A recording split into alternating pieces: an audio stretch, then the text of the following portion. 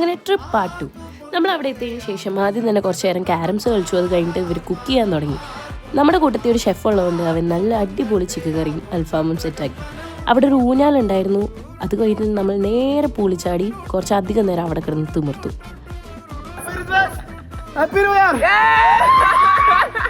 രാത്രി ആയപ്പോഴത്തേക്ക് ആകെ വൈബായി. നമ്മൾ അൽഫാമൊക്കെ സെറ്റ് ചെയ്ത് ക്യാമ്പ് ഫയറിൻ്റെ അവിടെ കുറച്ചധികം നേരം ഇരുന്ന്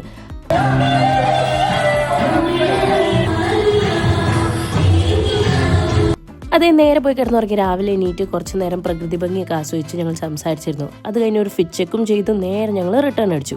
ബാനാസുര ഡാമിലും കൂടെ കയറിയിട്ടായിരുന്നു ഞങ്ങൾ തിരിച്ചു വന്നത്. അത്യാവശ്യം നല്ല വെയിലുണ്ടായിരുന്നു. നമ്മളൊരു ഉച്ചയായപ്പോഴത്തേക്കായിരുന്നു അവിടെ എത്തിയത്.